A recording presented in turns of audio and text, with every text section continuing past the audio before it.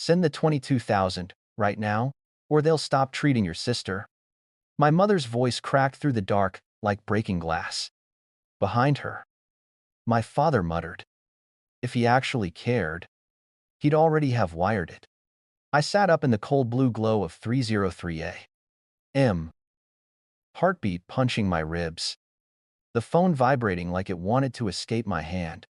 For a second, the whole apartment held its breath. Then I whispered, "Call your perfect son," and hung up. The silence after was heavier than smoke. I didn't know it yet, but by sunrise a police officer would tell me everything they'd lied about. Before I continue, tell me where you're watching from, and hit like and subscribe if you've ever been betrayed by family. Stories like mine aren't rare. And if you've felt that sting too, you're not alone. Stick around. What happened next changed everything. My name is Logan Reed. I'm 31 years old, a firefighter, and the middle child in a family where I was always the safety net, never the favorite. If you've ever been the one who fixes everything while everyone else gets the applause, you'll understand exactly how my life began folding in on itself long before that 3 a.m. call. I grew up in a one-story house that always smelled like burnt toast and my father's motor oil. Mason, my older brother, was the crown prince. Every basketball trophy he brought home earned a celebration lights on.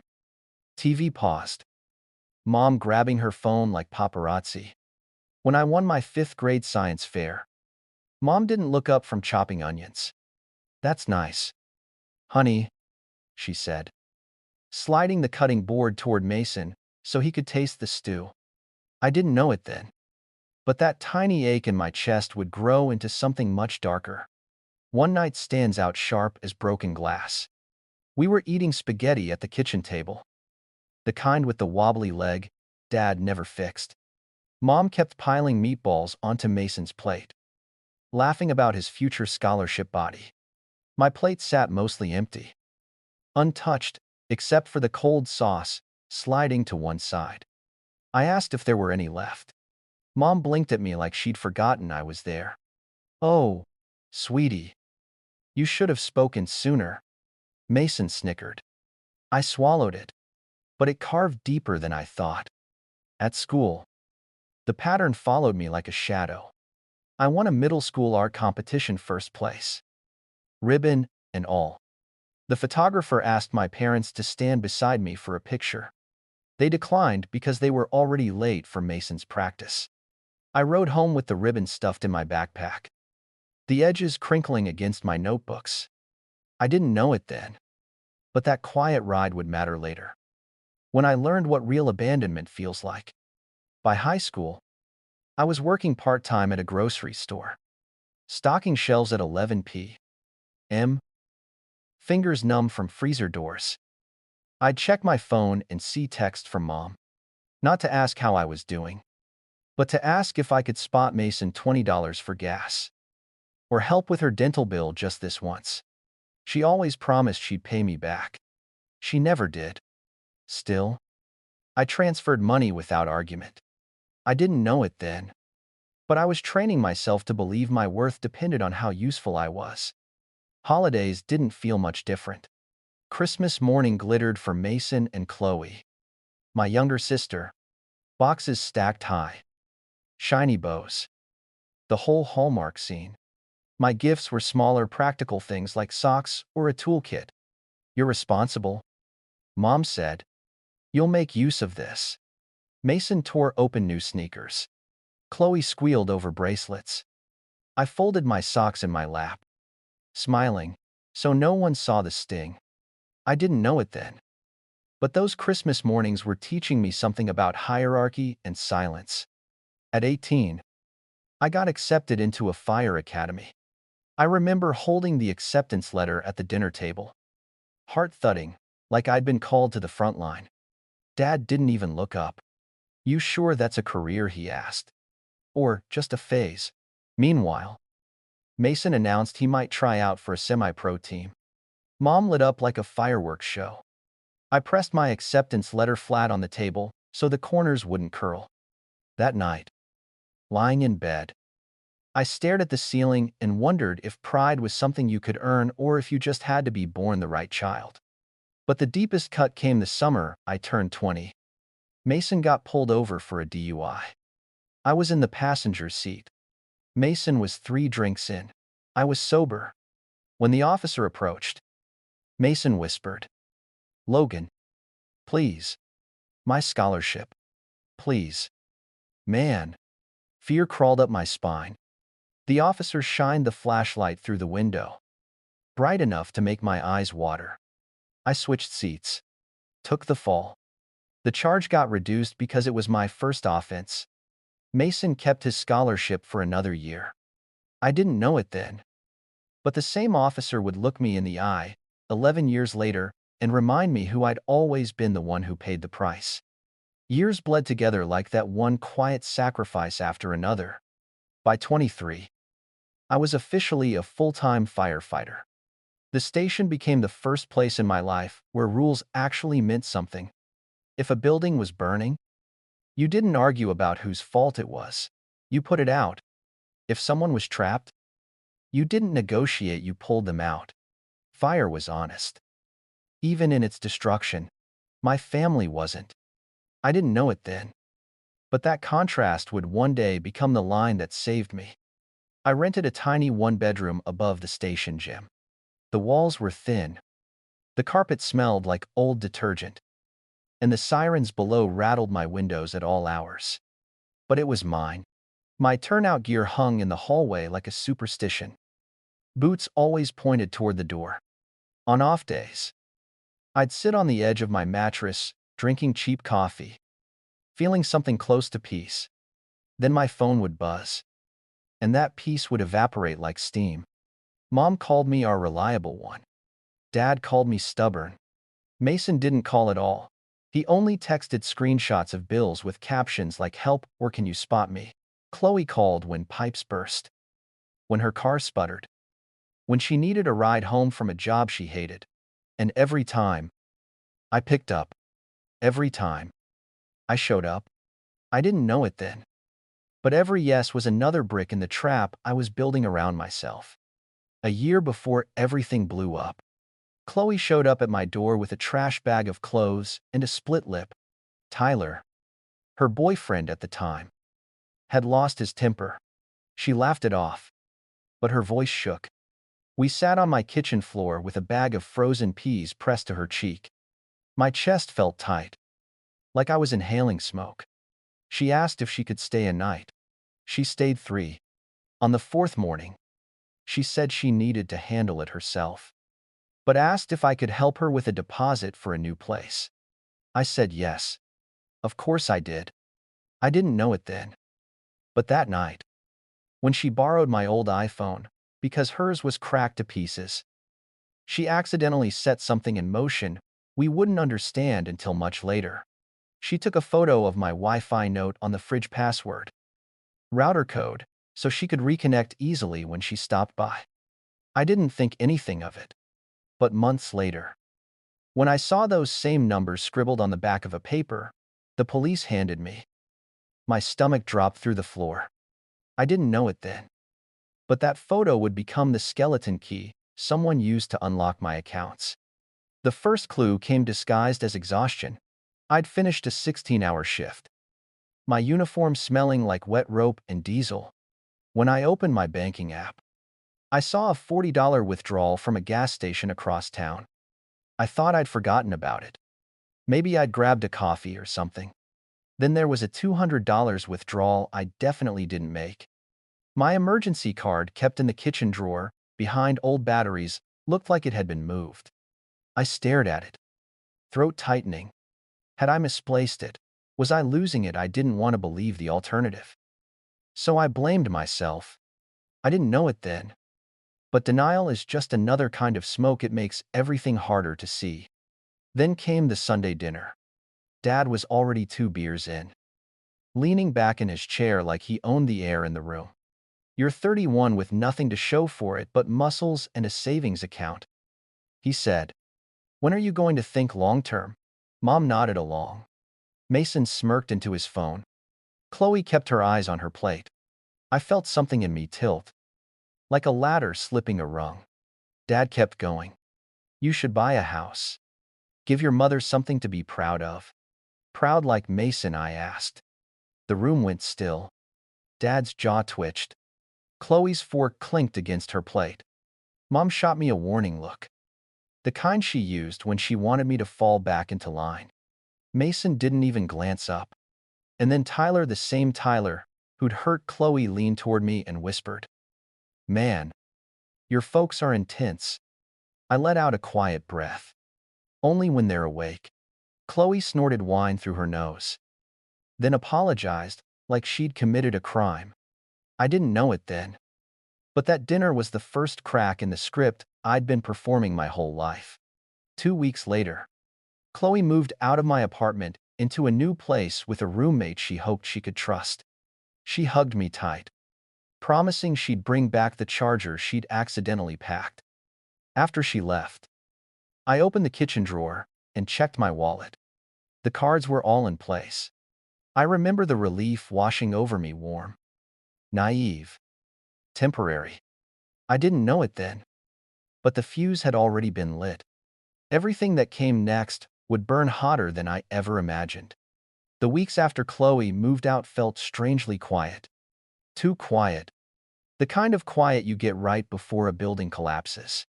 I told myself it was good that she was finally building her own life. That Mason was busy with whatever hustle he was pretending was a career. That Mom and Dad had run out of emergencies to hurl at me. I didn't know it then. But peace in my family always meant someone was reloading. One Thursday after shift, I came home to my apartment smelling like detergent and cold air. I tossed my keys on the counter, opened the fridge, and something caught my eye. The Wi-Fi note. It wasn't where I'd left it. The magnet had been moved an inch to the left, angled like someone had brushed it sideways. It was stupid, tiny, meaningless. I stared at it way too long, pulse ticking in my throat. Maybe I knocked it earlier. Maybe I was imagining things. I shut the fridge door a little too hard. The magnet rattled. I pretended that sound didn't bother me. 2 days later, I stopped pretending. I woke up early Saturday, sunlight bleeding through the blinds. My phone buzzed with a notification alert, card ending in 4,418 used, $120 at GasMart. My stomach tightened. GasMart was on the opposite side of town, and I'd been asleep. I checked my wallet. The card was there. Same spot. Crisp, untouched. But something in the drawer felt off. The batteries. The spare keys, I could swear they were shifted differently. Like a stranger had reached in with clumsy fingers. No way. I muttered. You're tired. That's it. But the lie didn't land. It hovered in the air like smoke, too faint to see but sharp enough to sting. I checked my statements.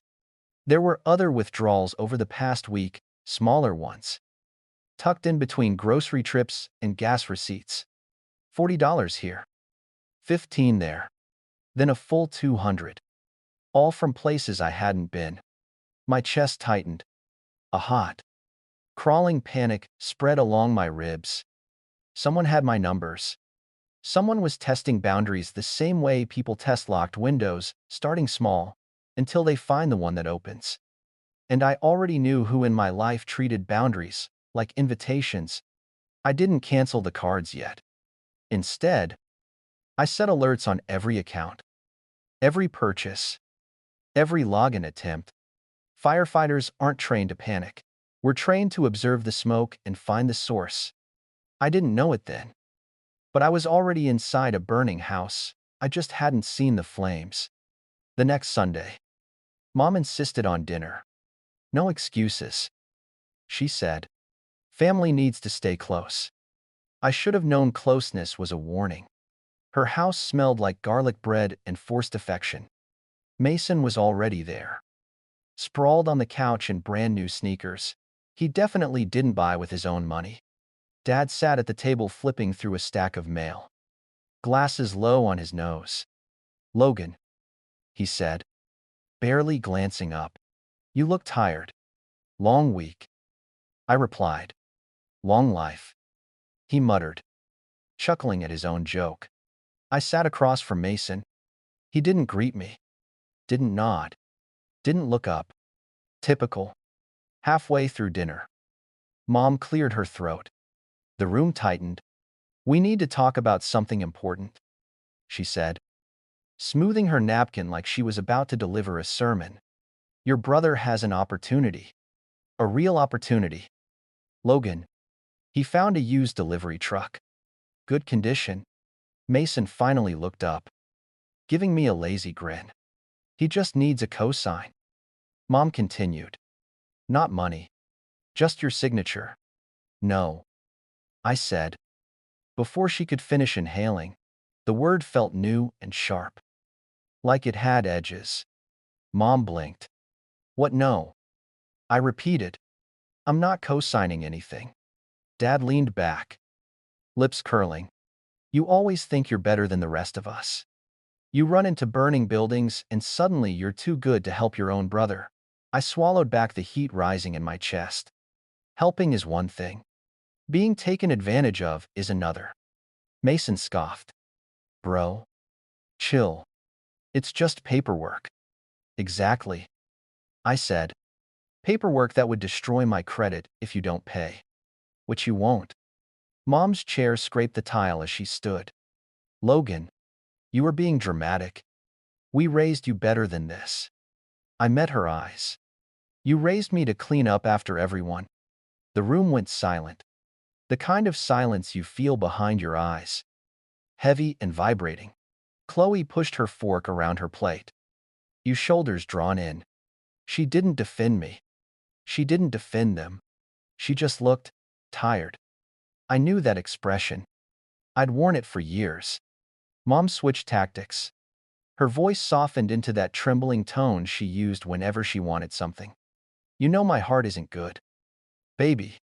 Stress is dangerous for people like me. I stared at her, feeling something inside me unclench in a cold, final way. Then stop creating stress. Dad let out a low whistle.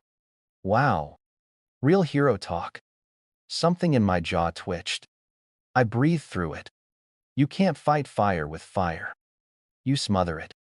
So I stood, placed my napkin on the table, and said, Dinner was great. I'm leaving.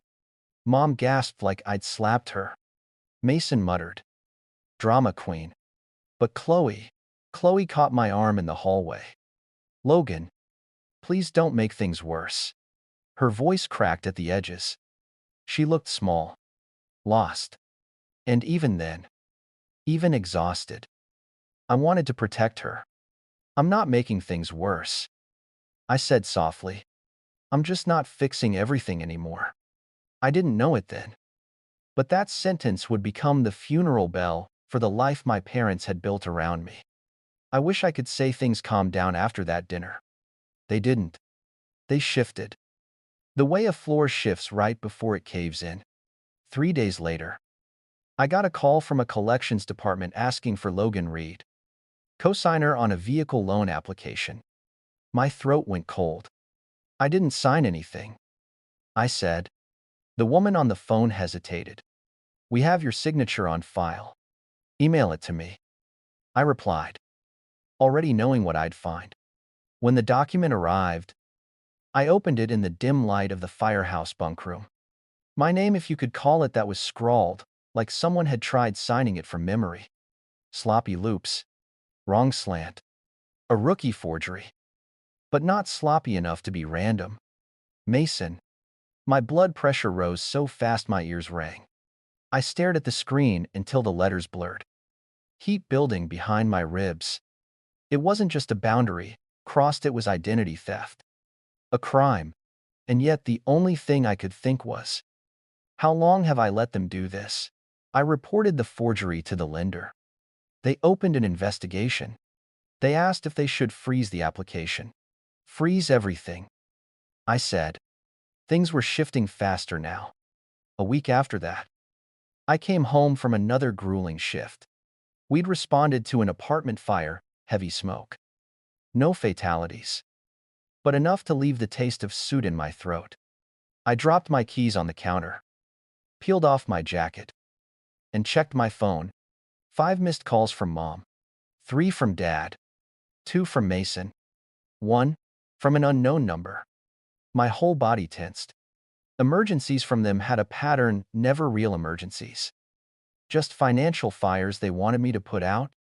Still, habit made me breathe faster. I didn't call back, but I did listen to one voicemail. Mom's voice came through, trembling and theatrical. "Logan, sweetie, please call me back. It's urgent. We need to talk about Chloe. You're making this harder on everyone." Making what harder? What had she told them now? I deleted the message.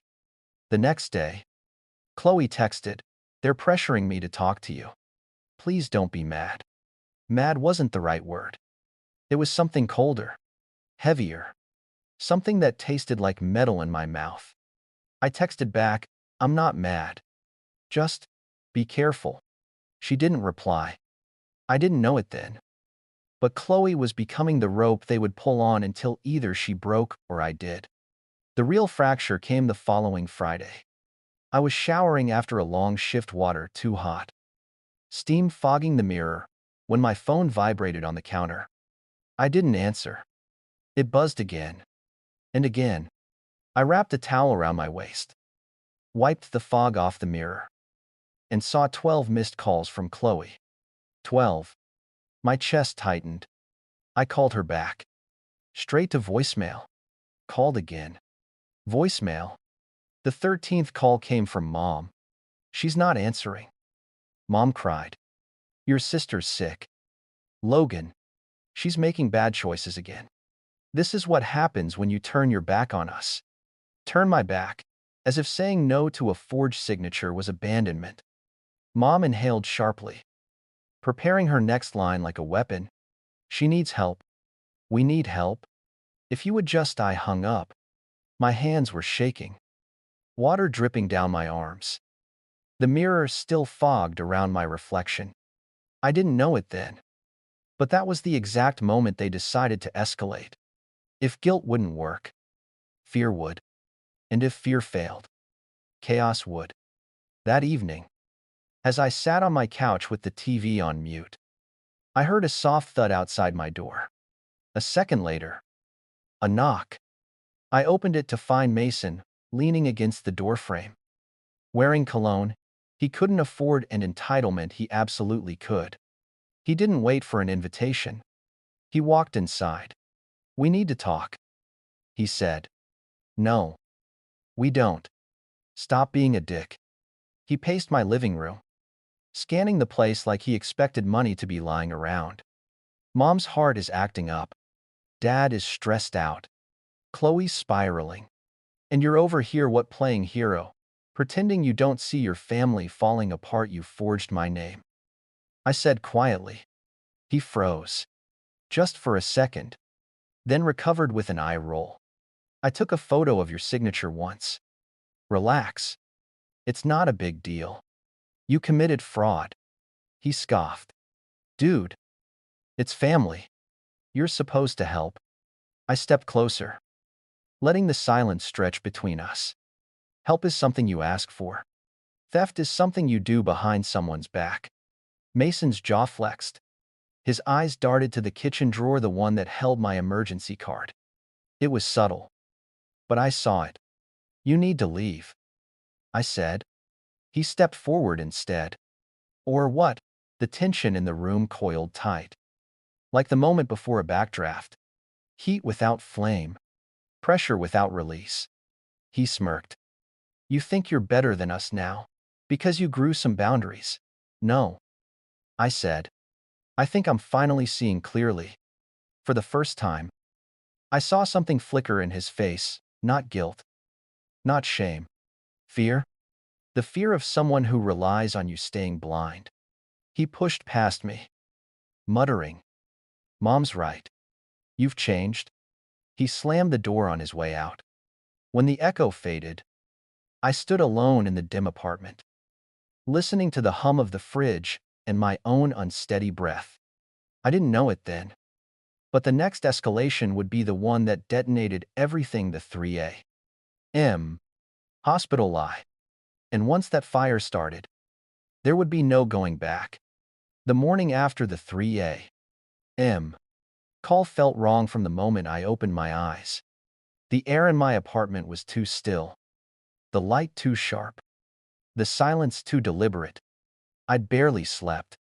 My phone lay face down on the nightstand like a loaded weapon, pulsing with missed calls. I refused to check. At 7:11 a.m., the screen lit up again. Unknown number. "This is Sergeant Hale from the 12th Precinct," a clipped voice said when I answered. "Is this Logan Reed?" My pulse kicked hard. "Yeah. We need you to come in. It's regarding your sister and your parents.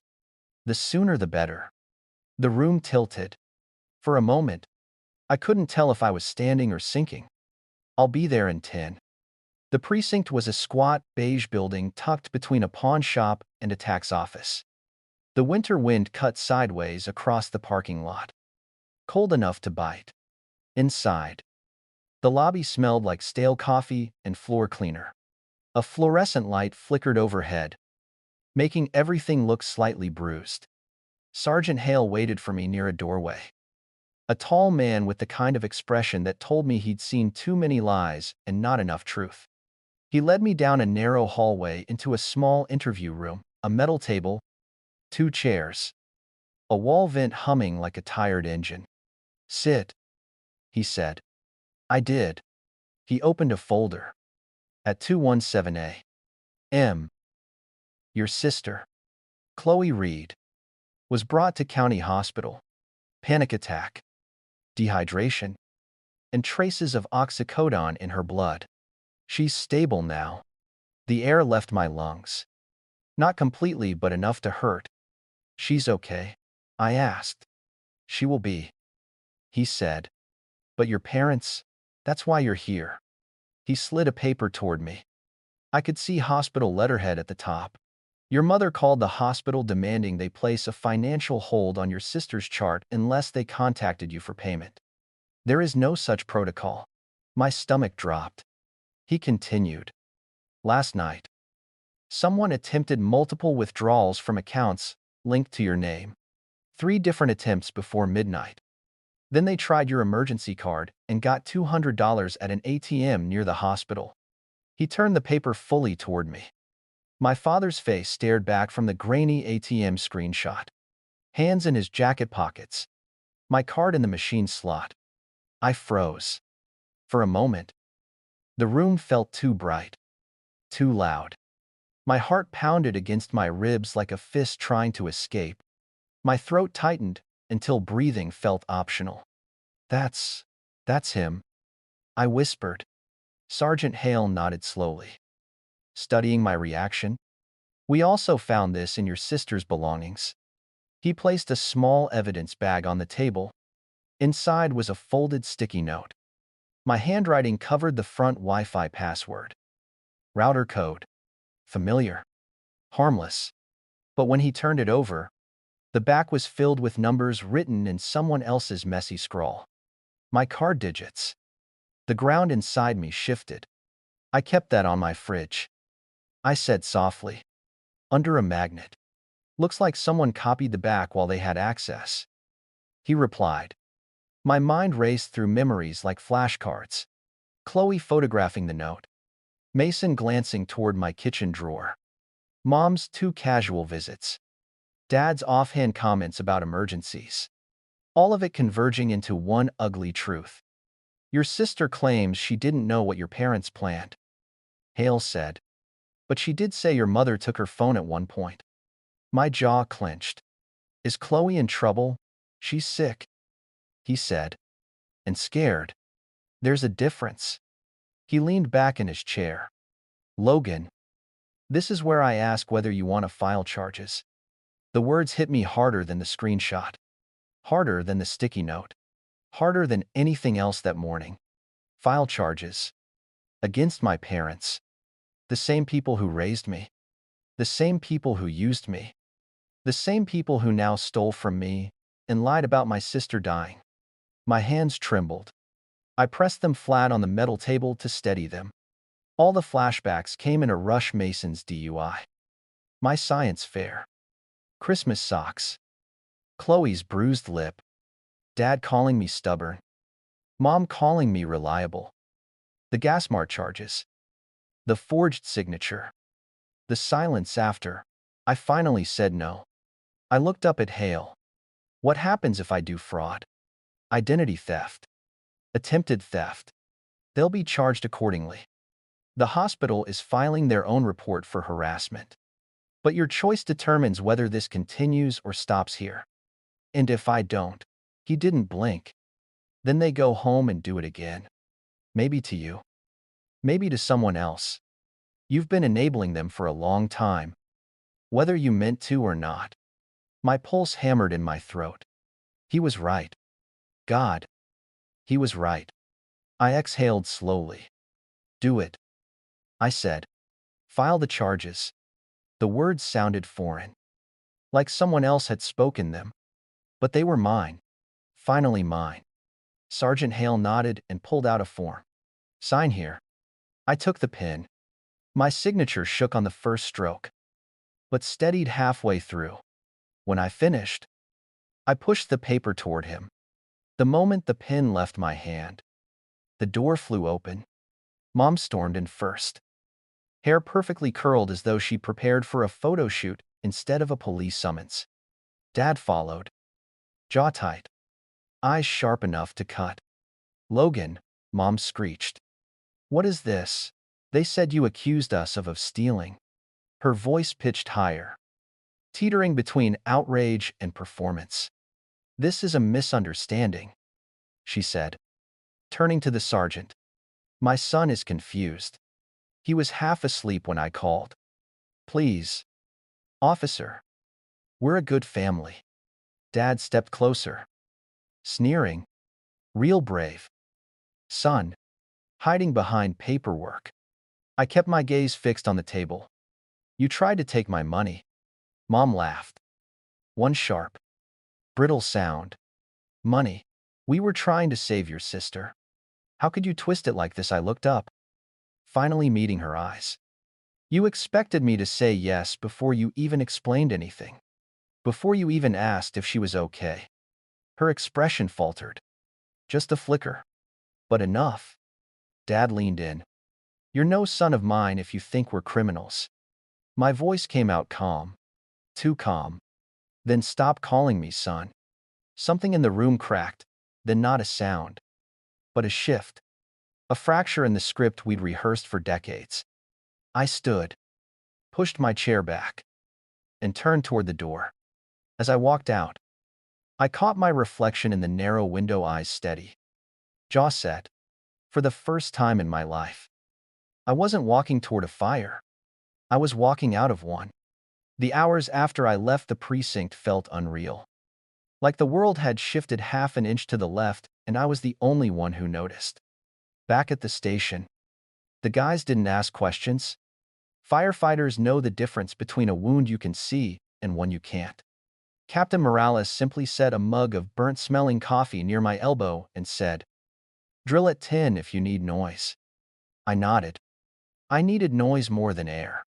Around noon, my phone lit up with messages: first guilt, then anger, then threats.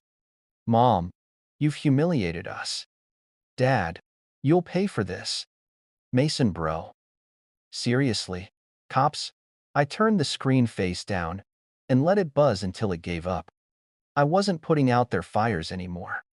At 3, a new message arrived from the hospital's internal device. Chloe. 2 words, I'm sorry. Then, a moment later, I didn't know. I swear. I told them to call you, but they already had your numbers. Please don't hate me. My throat tightened. I typed slowly, choosing each word like it might bruise her. I don't hate you. I'll help you get healthy. Not help with lies. She sent a heart and a crying emoji. Even broken. She was trying. That night, Back in my apartment, I pulled the Wi-Fi note from the fridge and dropped it into the trash. I changed every password, froze every spare card, added a verbal passphrase to my accounts. Then I took a pen and wrote a list on the back of an old duty calendar. Things that are mine: my paycheck, my quiet, my sleep, my name. I taped it inside the pantry where only I would see it. 2 days later, Aunt Linda texted me a photo of an old credit report, one showing an account opened in my name when I was still in high school. "You should know," she wrote. My chest tightened, but not from surprise. From clarity. This hadn't started last night. This was a pattern, a structure, a system. They hadn't destroyed me. They'd handed me the blueprint. And I wasn't done building. If you've ever felt like the outsider in your own family, hit subscribe. Stories like mine aren't just stories, they're warnings. Reminders that loyalty without boundaries becomes a cage. And if you've ever carried everyone else's weight while no one noticed you were sinking, then you already know how this ends. Or maybe how it begins. Because what happened with my family isn't the final chapter. Not even close. There are consequences coming, truths that haven't surfaced yet, and choices I still have to make. So stay with me. This story isn't over.